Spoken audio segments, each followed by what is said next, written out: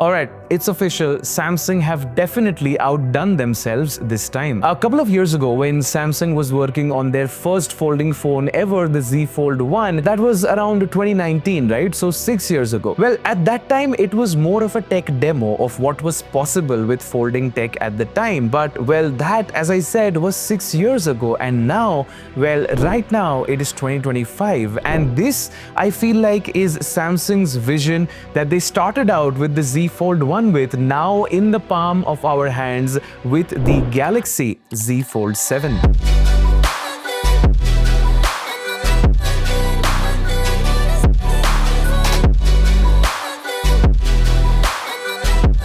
Okay, a lot of things to talk about this phone. I've been using it since the last few days as my daily driver, so I thought let me give you my thoughts, initial overview and thoughts about what I think about this phone. And spoiler alert, I feel like this is already one of my most favorite folding phones on the market right now. So let's not waste any time. Let's get started. Make sure to hit on that like button, hit on that subscribe button. You guys know the drill. Let's not waste any time and start talking about the Galaxy Z Fold7. Alright, starting things up, guys, I have the blue shadow color here that you guys can see, and it just looks so good in person, guys. I absolutely love the way it looks, the feel of it. It's got this matte finish texture at the back, a stronger armor flex hinge, along with an advanced armor aluminum frame, which is obviously going to make it more durable. You get Gorilla Glass Victus 2 protection on the back and Ceramic Glass 2 protection in the front, along with an IP48 rating, which also makes it dust and water resistance. All of this makes the Fold7 not only a smartphone that looks fantastic, but is also probably one of the most durable fold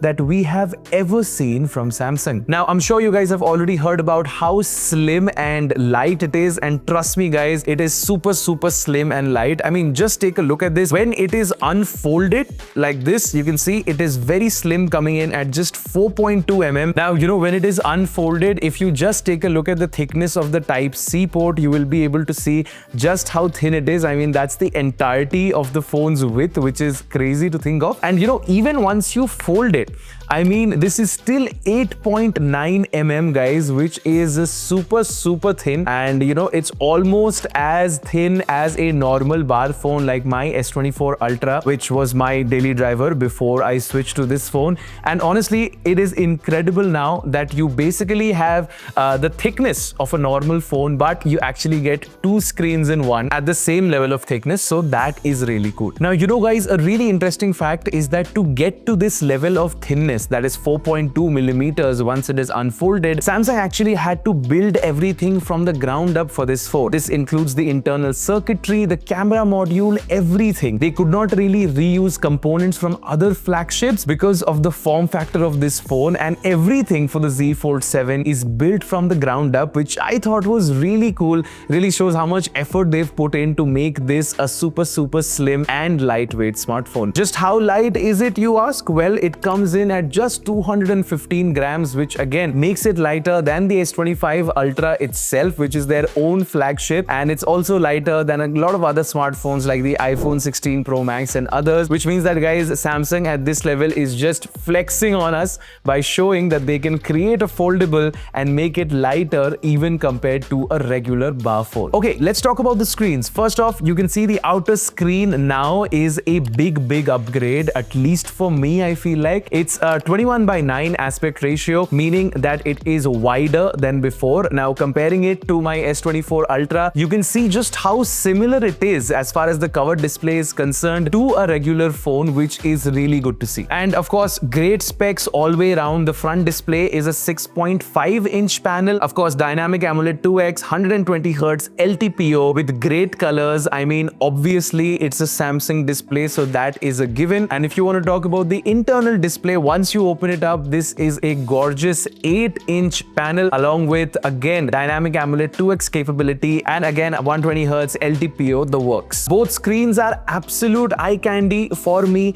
and they're going to be for you as well, because they have great colors and vivid picture quality. So whether you're going to be watching YouTube videos or going to be watching movies and TV shows, which I think is going to be so much better now because of this gigantic screen, all of that is going to feel really good. Also, guys, you will notice now that the the inner screen camera is now actually a simple cutout instead of before where it was like a part of the display. And I think this is a good move from Samsung, because this means that this inside inner display is now actually going to be higher in terms of optical quality. So you'll actually end up getting better selfies in case you end up using this inside camera. But more on that later. I'm definitely gonna keep a camera section, so keep watching for that and make sure you subscribe if you haven't already. Also, this is the only Fold right now to be out with One UI 8.0 running on Android 16, and Samsung is also giving a 7+7 update policy, so 7 years of Android upgrades and 7 years of security updates for future-proofing this. You know guys, even the software on this phone, especially once it is unfolded, is very well optimized, and I can't stress, just how important that is for a folding phone.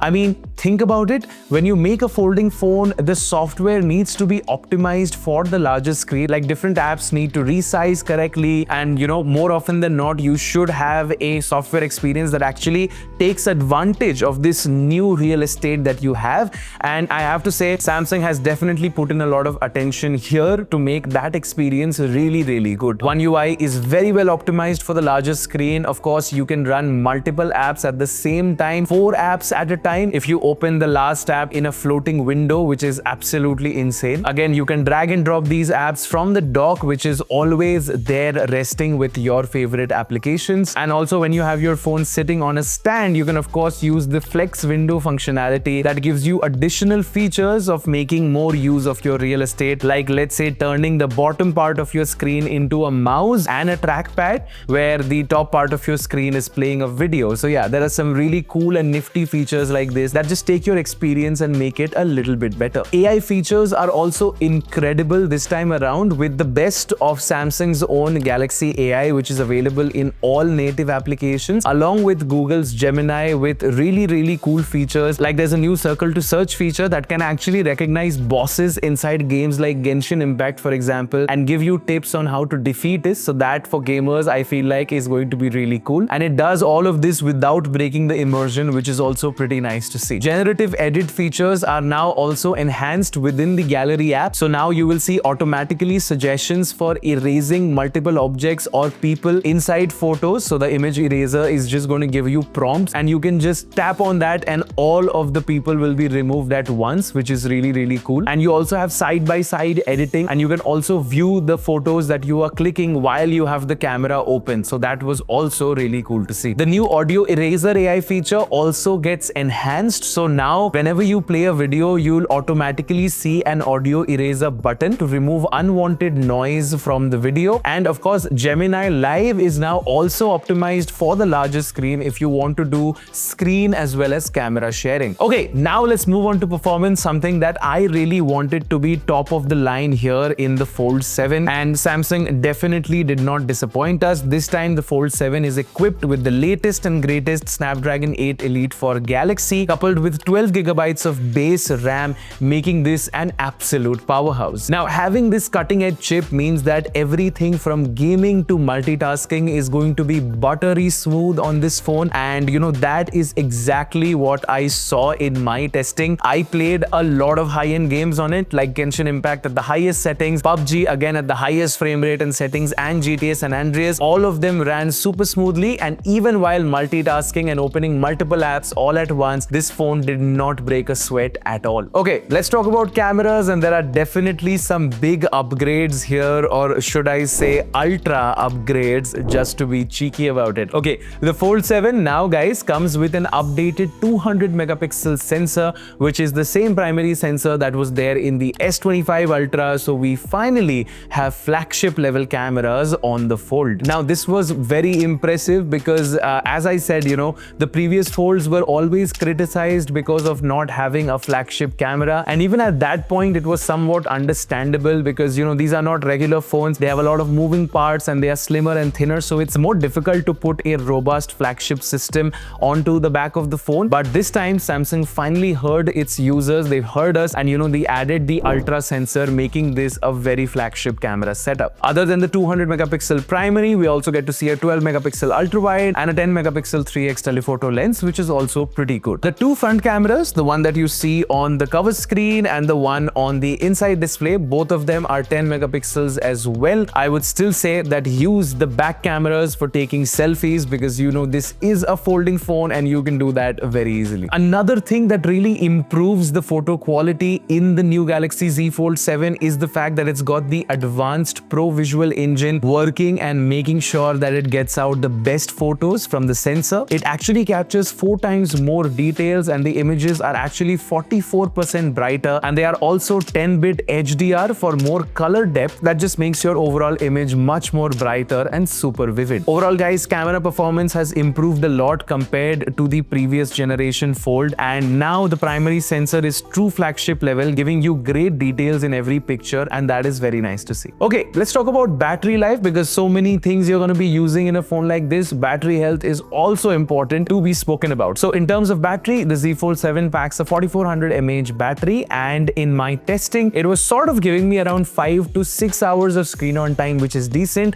And of course it also supports wireless charging as well, so you can wirelessly charge it up if you want to. Of course guys, it goes without saying that a silicon carbon battery would have been great to see this time in the Z Fold 7, but fingers crossed, maybe Samsung does incorporate that next time to give a bigger battery in the Z Fold 7. Talking about things that have been good to see, the Z Fold 7 also misses out this time around on the SPen support, and that might be a bummer for some of you out there, but I actually think there is a reason behind it. See, the new Fold 7 actually has a 50% thicker UTG or ultra thin glass for improved durability, and if they would have wanted to add the SPen support, it would actually make the display thicker, because I think they would need another digitizer layer on top of the screen, and then that would have affected how slim this phone would have come out with. So maybe because of this reason, the SPen support was something that they had to remove. Okay, so that is pretty much everything that I noticed in my limited testing of this phone. Of course, I'll be making a dedicated full review after using this phone for a little while, so make sure to stay subscribed for that. But